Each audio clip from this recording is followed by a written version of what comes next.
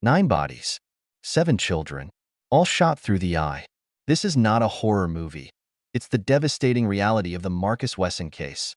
A story of control so twisted, it defies belief. It began with an unassuming call, a routine custody dispute in a quiet Fresno neighborhood. Officers arrived expecting nothing more than a family argument, something easily diffused with a few words and signatures. But the house was eerily silent. No raised voices, no movement within, just an unsettling stillness that hinted at something deeply amiss. As the door creaked open, a man stood there, his clothes stained, his expression unnervingly calm. He offered no explanation, no apology, just a chilling silence. Inside, the air was thick with an indescribable weight, a smell that would forever haunt the officers who dared to enter. The silence was deafening, the kind that follows an irreversible act, a finality that hung heavy in the air. And then they saw it.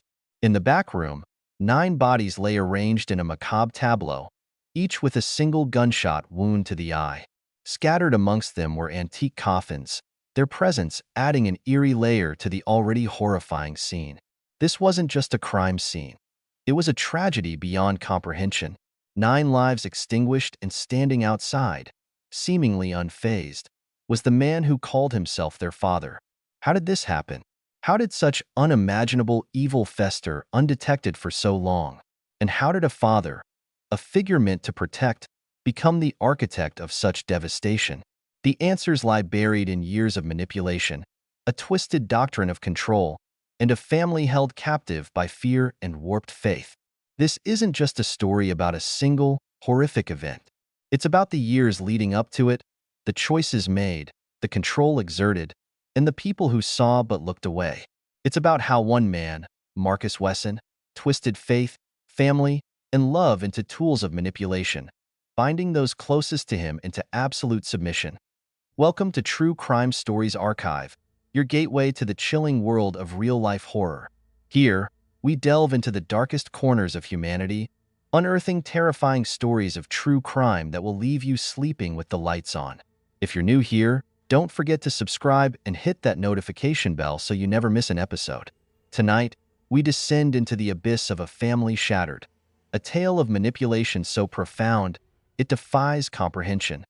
This is the story of Marcus Wesson. Tonight, we explore the life of this man, peeling back the layers of control and fear that defined his existence. We'll hear from those who were close, those who witnessed the signs but couldn't grasp their horrifying significance. Together, we'll piece together the events that led to that fateful day when the silence finally broke and the nightmare within was revealed. This is a story about power, about faith contorted into something monstrous, about the delicate line between love and fear, and the devastating consequences when that line is crossed. The answers we uncover may not bring peace, but they might offer a chilling understanding, a way to recognize the signs before such a tragedy strikes again. Let's begin. Before Marcus Wesson became a name synonymous with horror, before the shocking events that stunned the nation, there was a boy, born into a world of rigid authority and fervent religious devotion. His early years were molded by a home that stifled freedom and individuality, where faith was less about belief and more about control. Even as a child, Marcus learned the potency of control, witnessing how strict rules could confine and dominate. He discovered that manipulation, through carefully chosen words and withheld truths, could bend others to his will. These were not mere childhood games. They were lessons in power, ones he would later wield with devastating precision. As Marcus entered adolescence, those around him noticed a disturbing pattern. He craved control, needing to dominate every situation. If respect wasn't freely given, he'd instill fear. But his ambitions went beyond petty squabbles and fleeting moments of influence. He yearned for absolute power, to command not just individuals, but entire lives. Seeking structure and an outlet for his insatiable need for control, Marcus turned to the military. He envisioned discipline and authority, a place where his desires would be nurtured. But the military's rigid hierarchy and unyielding rules frustrated him. There was no room for manipulation, no space for the unchecked power he craved. His charisma, so effective in his youth, was rendered useless in the face of military discipline. Defeated but not deterred, Marcus left the military with a burning frustration. He wasn't meant to follow orders. He was meant to give them. Civilian life beckoned, offering the freedom to construct his own reality, one where he reigned supreme, and soon, he would find the perfect subjects to mold, to bend, and ultimately, to break. A family, a congregation, a kingdom built not on love, but on fear and absolute obedience. Marcus Wesson, upon returning to civilian life, sought not a job or a home, but an opportunity. He found it in San Jose, California, in the form of Rosemary Solario, a woman already burdened with 8 children. Wesson, with his charisma and promises of stability, insinuated himself into her life, initially appearing as a helping hand. But his intentions were far from altruistic. He quickly established himself as the head of the household, exploiting Rosemary's vulnerability and fostering a dependence that grew with each passing day. What started as a convenient arrangement soon morphed into a relationship, one where the balance of power tipped decidedly in his favor. This control was further cemented when Rosemary gave birth to his child, binding her to him not just emotionally, but through blood. But Rosemary was merely a stepping stone in Wesson's twisted plan. His attention had already shifted to a far more vulnerable target, Elizabeth, one of Rosemary's young daughters. Just 8 years old when Wesson began grooming her, Elizabeth was systematically isolated from her family and subjected to his insidious influence. He played the role of a caring figure, all the while manipulating and abusing her. By the time anyone noticed the depth of his control, it was already too late. At the age of 14, Elizabeth was forced into a marriage with Wesson. It was a union born not of love, but of years of calculated grooming and emotional manipulation. Wesson had stripped Elizabeth of her independence, leaving her with nowhere to turn. As his wife, she was completely subservient, molded to fit seamlessly into the perverse world he was constructing. The marriage marked the beginning of Elizabeth's descent into a living nightmare. Wesson ruled her life with an iron fist, dictating her every move and isolating her from any potential source of support. Rosemary, now the mother of his child, was powerless to intervene. The bond with her daughter irrevocably severed. Wesson's abuse escalated, evolving from emotional manipulation to physical violence. Any attempt by Elizabeth to assert herself was met with swift and brutal punishment. Trapped in a cycle of fear and obedience, Elizabeth became the first building block in Wesson's twisted vision. He was constructing a kingdom where his word was law, where love and freedom were replaced with fear and absolute submission. And Elizabeth, isolated and broken, was merely the first of many to fall prey to his insidious reign. Over the years, Elizabeth gave birth to 10 children, each child born into a world where fear masqueraded as loyalty and Wesson's authority was absolute. In a normal family, children represent love and growth. In Wesson's twisted reality, they were tools of control, extensions of his dominion. He usurped Elizabeth's role as a mother, becoming the sole arbiter of their lives, their teacher, their lawmaker, their God. He indoctrinated them with his own warped version of the Bible, twisting scripture to serve his own ends. Wesson's teachings were a grotesque blend of Christianity and personal delusions.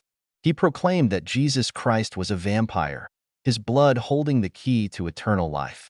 He positioned himself as a divine being, destined to live forever, and his children as chosen servants in his grand, apocalyptic plan. They were taught to worship him, to address him as Master or Lord, their lives dedicated to fulfilling his every whim. To further isolate his children, Wesson forbade any contact with the outside world. Neighbors, schools, friends, all were forbidden. He painted a picture of a world teeming with evil, where any attempt to leave the family would result in eternal damnation. The children grew up in a suffocating bubble, their worldview shaped solely by Wesson's twisted teachings. They were not individuals with dreams and aspirations, but instruments of obedience, existing solely to serve their father, their supposed savior. But Wesson's insatiable hunger for control didn't stop with his immediate family. His web of manipulation spread, ensnaring others and drawing them into his dark realm. It started with Elizabeth's sister, who, struggling with personal challenges, entrusted her 7 children to Wesson's care. She believed they would find safety and stability in his home, unaware of the nightmare that awaited them. Wesson seized this opportunity to expand his kingdom. He isolated the nieces from their mother and the outside world, subjecting them to the same indoctrination as his own children. He offered them the illusion of family, of belonging, but it came at a terrible cost. Slowly, insidiously, he warped their reality, convincing them that their purpose lay in serving him, in fulfilling his twisted vision. The nieces became pawns in his grand scheme, trapped in a cycle of fear and manipulation. Their lives, like those of their cousins, were no longer their own. They were ruled by Wesson's warped doctrine, their every action dictated by his whims, their spirits crushed under the weight of his absolute authority. Wesson's depravity knew no bounds. He instilled in his daughters and nieces a twisted belief system that normalized incest, justifying his heinous acts as part of their divine mission. He began raping and sexually abusing them at a young age, manipulating them into believing that their compliance was essential to fulfilling a grand spiritual plan. He warped their understanding of family, love, and faith, twisting these sacred concepts into tools of his own perverse desires. The consequences of his abuse were devastating. 5 pregnancies resulted, further tightening Wesson's grip on his victims. These children, born into a world of fear and manipulation, became living proof of his authority, binding the mothers to him with unbreakable chains. Leaving was no longer just a personal decision. It meant abandoning their children to the same horrific fate. Fear was the cornerstone of Wesson's reign. He instilled in every member of his household a deep-seated terror of the outside world and the consequences of disobedience. He threatened them with eternal damnation, promising suffering and devastation for anyone who dared to defy him. The children and young mothers lived under constant surveillance, their every move scrutinized, their every thought policed. Escape was not just impossible, it was unthinkable. Wesson's control extended to every facet of their lives, including their finances. He refused to work, instead manipulating the welfare system to his advantage, collecting benefits under multiple identities. He demanded every penny his adult children earned, controlling their income and ensuring their complete financial dependence. The family lived in abject poverty, bouncing between squalid homes, their basic needs barely met. Survival itself became a daily struggle, another layer of control in Wesson's twisted game. As the years passed and the family grew, the cracks in Wesson's carefully constructed facade began to show. The older children, weary of the constant struggle and the suffocating control, started to question the reality he had imposed. Small acts of defiance emerged, whispers of rebellion, fleeting thoughts of escape. Wesson, sensing his grip slipping, responded with increased brutality, tightening the reins and enforcing stricter rules. But the seeds of doubt had been sown, and they would not be easily eradicated. The family, once unified by fear and obedience, began to fracture. Alliances shifted, arguments erupted, and the fragile peace Wesson had maintained through terror started to crumble. He could feel his control slipping away, his carefully constructed kingdom on the verge of collapse. In a desperate attempt to regain power, he announced a drastic move. The entire family would relocate to Washington state. This announcement sent shockwaves through the household. For years, the children had been indoctrinated with the belief that leaving would bring ruin, that the outside world was a place of evil and damnation. The prospect of being uprooted, of losing any remaining connection to the familiar, filled them with dread. Wesson presented the move as a divine mission, a necessary step to prepare for the impending apocalypse. But for the children, it was a death knell, the final severing of any hope for escape. News of the impending move reached the extended family, those who had long been kept at a distance. They knew something was terribly wrong, that Wesson's control was absolute and destructive. They decided to intervene, gathering outside the Fresno home in a desperate attempt to save the children. Among them were 2 of Wesson's nieces, who had managed to escape his clutches years earlier. They knew the horrors that lay within, and they were determined to break the cycle of abuse. The confrontation was tense, filled with fear, anger, and desperation. The relatives pleaded with Wesson to release the children, refusing to let him drag them further into his twisted world. But Wesson, his calm demeanor masking a simmering rage, refused to yield. He saw his family not as individuals, but as possessions, extensions of his own will. Ordered the relatives to leave, insisting that the children were exactly where they belonged. The commotion drew the attention of neighbors, and soon the police arrived. But they treated the situation as a simple custody dispute, a family argument that would resolve itself. They failed to see the danger lurking beneath the surface, the years of manipulation and abuse that had culminated in this standoff. Wesson, ever the manipulator, assured the officers that everything was under control, that there was no need for intervention. Unaware of the nightmare unfolding within, the officers hesitated. Every second they waited, every moment of inaction, gave Wesson time to execute his final, horrific act. Inside the house, the children sat in terrified silence, their fate hanging in the balance. They knew the cost of disobedience, the swift and brutal punishment that awaited any act of defiance. This confrontation, this desperate attempt to save them, was their last chance at freedom. But escape felt impossible, their lives held hostage by the very man they feared most. As the standoff with relatives and police unfolded outside, a palpable sense of dread hung in the air. The extended family, sensing the urgency of the situation, pleaded with the officers to intervene, to see the danger that lay hidden behind the closed door. But the police, still perceiving it as a mere custody dispute, hesitated.